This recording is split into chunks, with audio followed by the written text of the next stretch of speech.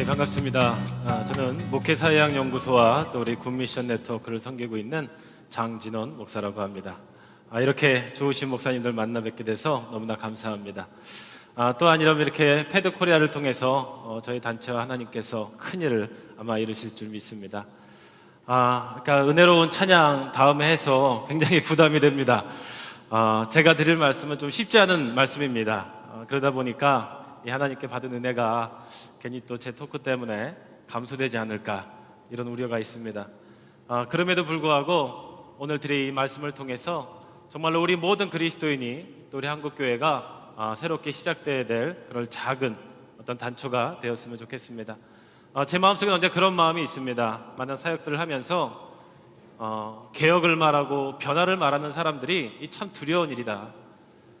정말로 개혁은 사랑인 것 같습니다. 그 사랑을 통해서 하나님의 말씀을 전하고 또 한국교회를 걱정하는 마음은 여기 계신 모든 분들이 다 한 마음일 줄 믿습니다.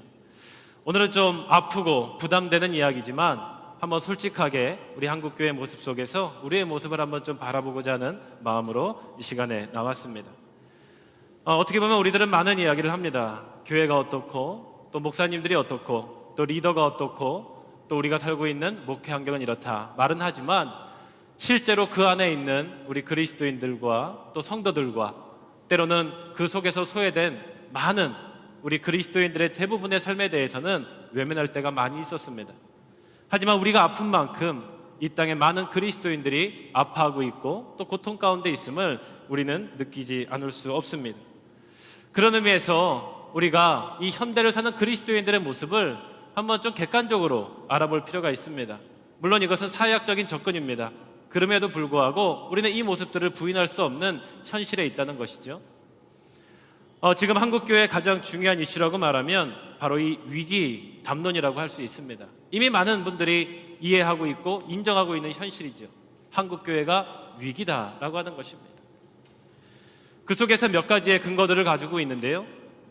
2005년도 인구 센서스 결과 우리나라 3대 종교 중에서 우리 기독교만이 감소를 보였고 또 이제 내년에 이루어질 인구 센서스 조사에서는 많은 분들이 비관적으로 우리 한국교회를 생각하고 있다는 것입니다.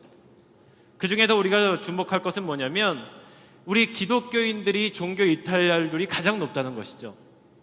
이건 몇 년째 지속되고 있는 현상입니다.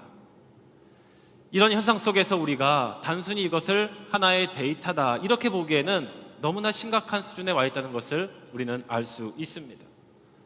또 한 가지 우리가 많이 알고 있는 것이죠. 우리 개신교의 부정적인 이미지라고 하는 것이죠. 어떻게 보면 우리 기독교를 신뢰합니까? 라는 물음 속에서 이 세상은 이미 돌아서고 있다는 것입니다. 아니, 굉장히 적대감마저 갖고 있다는 것이죠.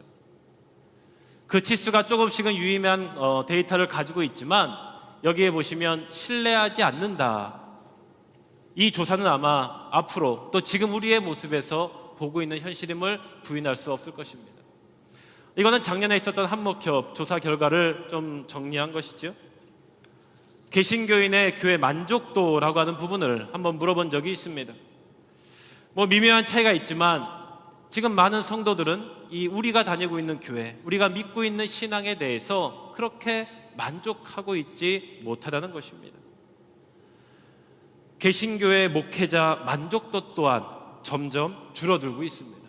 어떻게 보면 신뢰도가 추락하면서 여러 가지 현상들이 지금 우리를 옥죄어 오고 있다. 사면초가다. 이렇게 얘기할 수 있죠. 어떻게 보면 종교 지도자의 자질 문제, 참진리 추구보다 교세 확장, 지나치게 험금 강요 이런 것들이 이 세상 사람들이 아니 우리 믿고 있는 사람들도 많은 부분 우리 한국교회가 가지고 있는 문제요 해결할 과제로 우리가 고백하는 기도의 제목으로 기도하고 있는 아픈 현실인 것을 부인할 수 없습니다. 몇 가지의 데이터들이 또 있습니다.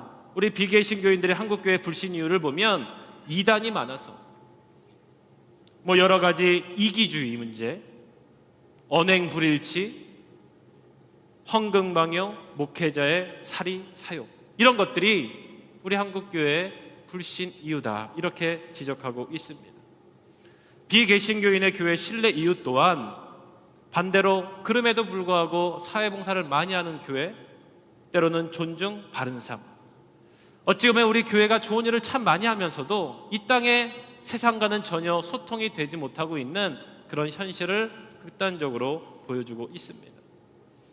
그럼에도 불구하고 이 복음인지도, 하나님에 대한 신앙의 구원, 고백, 이런 것들에 대해서는 많은 교회들이 증가하고 있다. 근데 이런 데이터도 어떻게 보면 굉장히 개인주의적인 신앙으로 가고 있다라고 하는 것이 많은 사회학적 분석의 근거가 될 수 있습니다. 또 하나 우리 최근에 이슈가 되고 있는 가나안 성도의 등장이라고 하는 것이죠. 많이 아시겠지만 여러분, 가나안을 반대로 하면 뭐가 됩니까? 안 나가가 됩니다. 정말로 교회를 떠난 많은 사람들이 지금 점점 늘어나고 있다는 것이죠. 여러분, 가나안 성도의 규모가 한 몇 명 정도라고 보십니까? 여기 보면 560만 명, 300만 명, 230만 명, 100만 명, 한 100만 명 이상으로 추정하고 있습니다. 아마 우리 주위에도 많이 있을 거예요. 교회를 나오다가 이런 실망을 통해서 교회를 떠난 우리의 잃은 양들이 많이 있다는 것입니다. 이런 것들은 우리 사회학적으로 많은 표현들이 있는데, 해방된 그리스도인이란 또 표현이 있죠.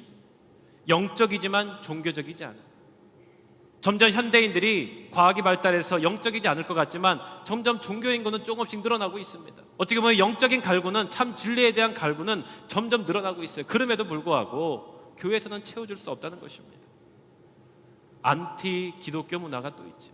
어떻게 보면 우리가 이분들을 적그리스도라고 말하는데 그렇지 않습니다. 때로는 우리 교회가 이런 모습 때문에 정말로 많은 아픔의 현실들을, 열매들을 맺고 있다는 것입니다. 그래서 저는 방황하는 그리스도인이다.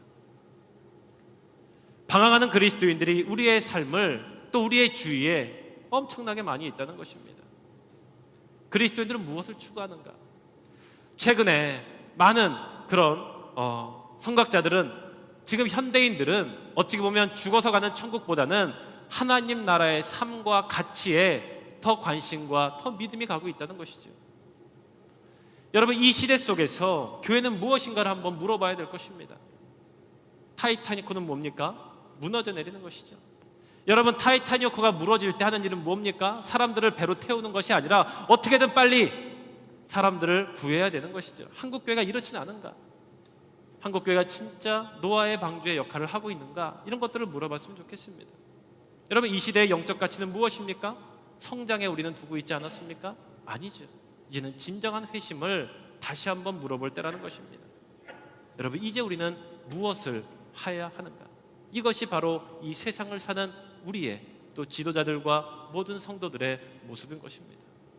그런 많은 것 중에 하나의 영상을 보여드리도록 하겠습니다. 어떻게 보면 새로운 교회 한 모델일 수도 있는데, 미셔널 처치라고 하는 짧은 영상을 통해서 우리 새로운 교회의 모델을 한번 좀 보도록 하겠습니다. This is the missional church. Simple. In the past, churches have spent large amounts of resources to construct the most attractive places imaginable for the community in which they were situated. Great music, compelling teaching, and a host of programs designed to gather people together were the staple of such church communities.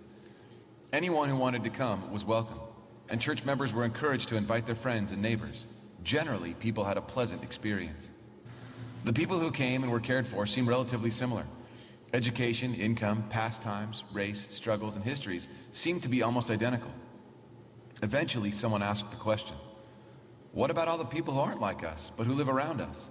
Well, why aren't they here too? In response, the church increased its marketing budget, direct mailing the community, taking out ads in local papers, buying radio time, releasing a fresh web page, and offering to host the world's greatest event. The church was determined to be the center of everything great that happened in the community. Church members began to rely on the church to do the work of conveying God's story in the world. If someone could be brought to an event, they could hear about Jesus from a professional teacher. Inviting people became synonymous with evangelism. The missional church, on the other hand, empowers its members to be the church in the community. The church trains, resources, encourages, and challenges its people to live out the good news in their community with those who would otherwise be suspicious of a church and its marketing efforts. The church sends out its members to live among people unfamiliar with church customs, songs, and what it holds sacred, just like a foreign missionary. The missional church recognizes then that every believer embodies the life of the church in their neighborhood, in their school, or at their place of work. Each one of them telling God's story in the context of compassionate and genuine relationships. 미셔널 처치는 아마 우리나라에서도 많이 지금 논의가 되고 있습니다. 이제는 교회 중심이 아니라 새로운 패러다임의 전환의 시대를 맞이하고 있습니다.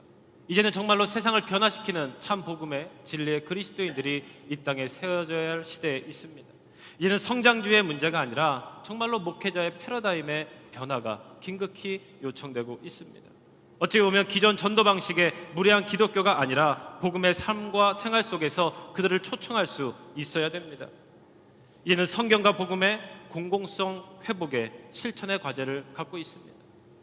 하나님의 미래를 소망하는 공동체가 정말로 지금 이 땅의 교회 가운데 정말로 긴급히 요청되고 있는 것입니다.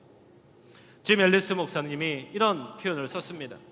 나는 신앙이 중요하며 신앙이 단지 우리의 개인적 삶뿐만 아니라 우리 세상에도 변화를 가져올 수 있다고 믿는다. 기억하라.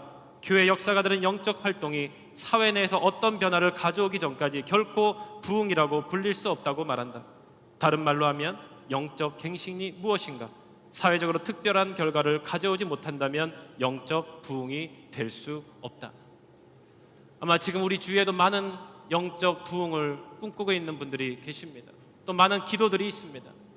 하지만 역사 속에서 일어난 진정한 부흥은 사회 변화가 없이는 일어나지 않았던 것을 우리는 기억해야 됩니다. 이제 우리는 교회 내에서의 그런 모습을 벗어나서 세상을 사는 그리스도인이라는 그런 소명을 가지고 이 땅을 살아가야 되는 것입니다. 이제 이 새로운 한국교회, 하나님께서는 지금도 우리를 세우시고 사용하실 줄 믿습니다. 또한 여러분을 통해서 우리 성도들의 삶 가운데 하나님의 복음은 더욱더 찬란히 승리할 줄 믿습니다. 감사합니다.